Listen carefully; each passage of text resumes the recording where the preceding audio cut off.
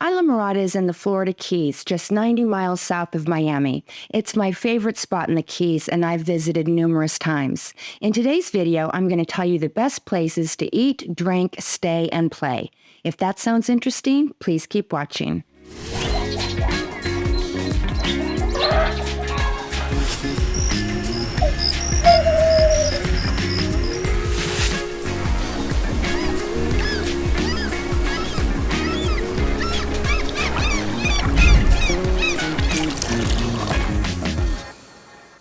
Hello everyone, I hope you're having a splendid day, and if you're new here, welcome. I've been vacationing in Islamorada for years. My family and I love it. My daughter is a teenager now, but one of my favorite memories when she was little was our first visit to Islamorada. She was 3 years old and we had a lovely long weekend in Islamorada, and as we were packing up the car, out of the blue, she started crying. I turned to her and I said, "Honey, what's the matter?" And she looked at me with her big eyes filled with tears and said, "I want more vacation."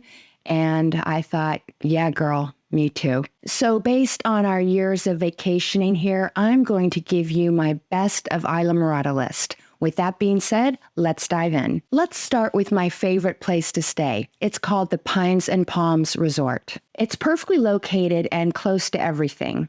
It's on the ocean side and it has a pool and a pool bar. Accommodations are cute and comfortable. Staff is friendly and it's close to Midway Cafe, so you can walk or bike there for breakfast and lunch. Pines and Palms guests can use complimentary bicycles and kayaks during their stay.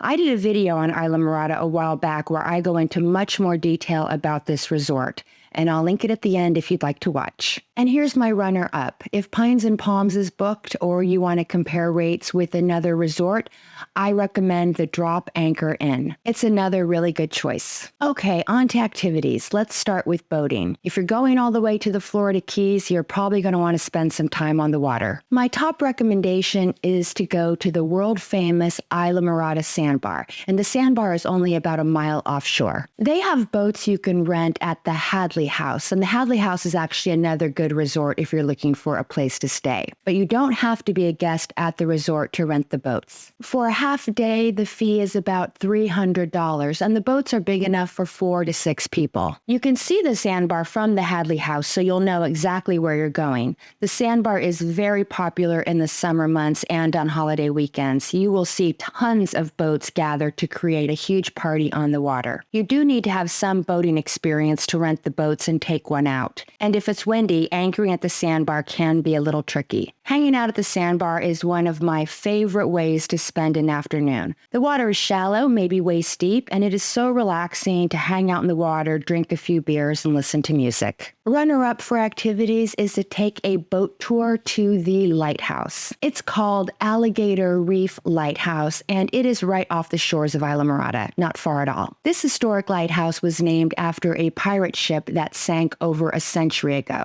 So don't worry, there are no alligators. This is a great place for swimming and snorkeling, and a few different companies offer tours. One is Keys Charters. Sticking with activities, let's talk about the best places to see the tarpon. Tarpon are amazing fish. They grow very large and are very strong, and they are one of the oldest types of fish on the planet. They have been in the Atlantic Ocean for millions of years. Seeing these impressive monsters is a must-do when visiting the Florida Keys, and my top spot in Islamorada is Robbies Marina. Here you can not only see the tarpon, but you can also feed them.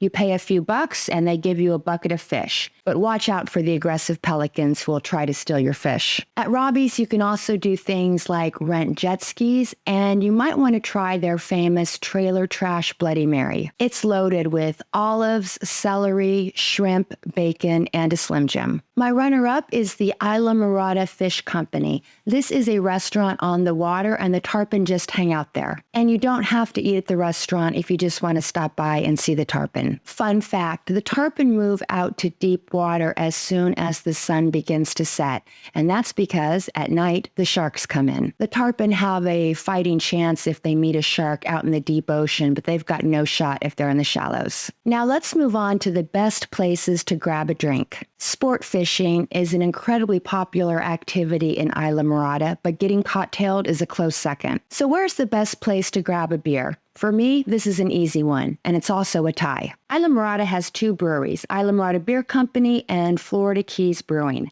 Both have cool tasting rooms and awesome beer gardens, and they both have fantastic food trucks. So these two also win my vote for best places to have lunch. Just know that if you visit either, it's hard to leave. It's so easy to get sucked into the vortex because they are both just so enjoyable. Now let's talk about one of my favorite things, wine. My absolute favorite spot in Islamorada to have a really good glass or bottle of wine is the Islamorada Wine Company. It doesn't look like much from the outside, but it is definitely worth a visit. Inside, you'll find a comfortable and cozy space. They have a great variety of wines and delicious charcuterie.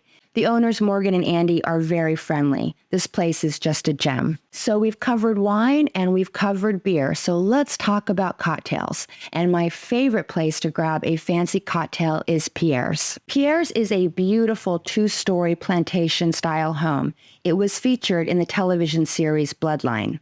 The Green Flash Lounge is downstairs and the restaurant is upstairs. The lounge has a mahogany bar, leather couches, antique tables, and the decor features Moroccan, Indian, and African artifacts. The restaurant is quite expensive and, in my opinion, not really worth it, but the bar is definitely worth a visit. Pierre's is often closed to the public for special events, particularly Saturdays for weddings, so you may want to give them a call before heading over. Pierre's is also my favorite spot for sunset. It's on the bay side, and you can walk right outside the lounge onto the veranda to enjoy the spectacular Florida Keys sunsets that people travel from all over the world to see. If Pierre's is close to the public, no worries. Morada Bay is right next door, so you can grab a cocktail there and enjoy the same views. Morada Bay and Pierre's share the same beach area. Now let's talk about food. And one of the reasons I love going to Islamorada is because they have some really awesome eateries. There is a great restaurant that I love for breakfast. It's called the Green Turtle. The Green Turtle Inn opened in 1947 as a restaurant and a cannery where they canned and sold turtle meat. Yes, turtle meat. It's no longer a cannery, but it is still a wonderful restaurant with fabulous food. For me, a trip to Islamorada isn't complete without breakfast at the Green Turtle. The Lobster Benedict is very popular, but my favorite dish is the breakfast burrito. My husband is also a big fan of their Bloody Marys. It's also a good option for lunch and dinner. In fact, it was featured on the Food Network show, Dives, Diners, and Drive-Ins. Did I get that right? Dives, Diners, and Drive-Ins? Drive-Ins? Whatever. You know what I mean. Guy Fieri. White hair. Now let's move on to dinner. If you want to treat yourself to a really nice, really fantastic meal, head over to Ziggy Mad Dogs. Ziggy doesn't look like much from the outside. In fact, you may mistake it for a dive bar, but it's a fantastic higher-end steakhouse.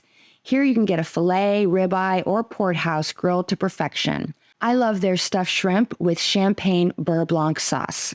They also have awesome side dishes like loaded baked potatoes, creamed spinach, truffle mac and cheese, and potatoes au gratin. And for dessert, don't miss out on the bourbon creme brulee. They also have a superb wine list. It's my favorite restaurant for a nice dinner in Islamorada, but it is pricey. You can make reservations on their website. And the runner-up for this one is Chef Michael's. Chef Michael's is known for its seafood, particularly hogfish. Hogfish is a local specialty, and it's a very delicious, delicate fish. If you're visiting the Florida Keys, I'm sure getting some great seafood is on your agenda. And Chef Michael's is a great bet. You can call the restaurant to reserve a table. I hope you enjoyed this video. If you did, please give it a big thumbs up, and I'd also like to invite you to subscribe to my channel. I do lots of different travel videos, and I would absolutely love it if you would join my traveling party. Have you ever been to Islamorada? If so, let me know some of your favorite spots in the comments section below. I would love to read them. If you'd like to talk Florida travel with me just a little bit longer, I will link 2 videos at the end that I think you might like. The video on the left is my first Islamorada video, where I go into more details about the Pine and Palms Resort, and I also talk about some of my favorite shopping spots. And the video on the right is when I stayed in an Airbnb treehouse on a farm in the middle of Miami. Until next time, I hope you have happy and safe travels. I appreciate you and thank you so much for watching. Bye!